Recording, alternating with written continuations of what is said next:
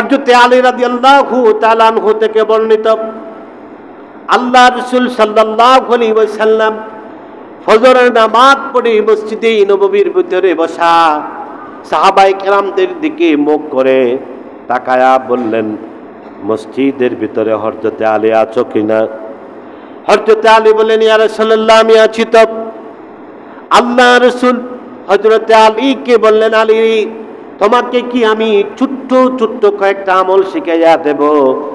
তোমাকে কি কয়েকটা ছোট্ট ছোট্ট আমল বাতাইয়া দেব?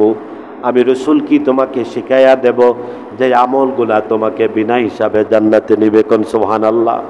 হযরত আলী বলেন, ইয়া রাসূলুল্লাহ, তা তো অবশ্যই, বিনা হিসাবে জান্নাতে যেতে চাই, আপনি এমন আমল আমাকে শিখান।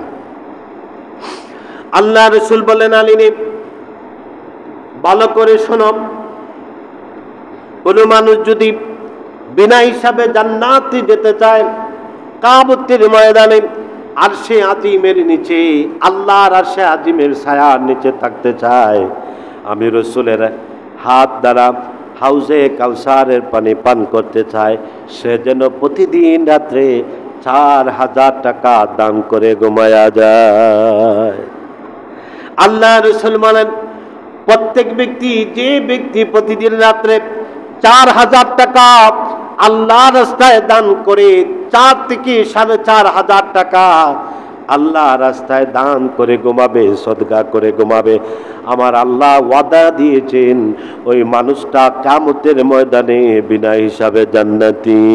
সুবহানাল্লাহ। হযরত আলী কান্না করে চোখের পানি ছেড়ে দিলেন আর বললেন, ইয়া রাসূলুল্লাহ, আমি তো গরিব মানুষ, আপনি তো জানেন মাসের পর মাস আমার চুলায় আগুন জ্বলে না, মাঝে মাঝে আপনার ঘরে আমি খাই, আপনার ঘরে রান্না হলে আমি খাই।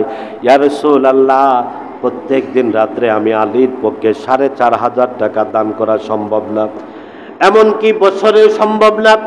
আল্লাহ রাসূল মুস্কি হেসে বলেন, আলী, চিন্তা করো না, কান্নার কোনো প্রয়োজন নাই।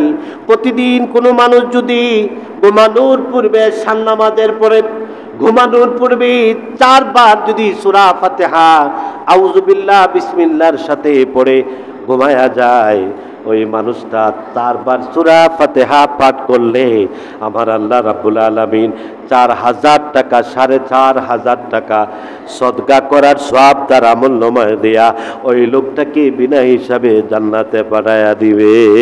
সুবহানাল্লাহ।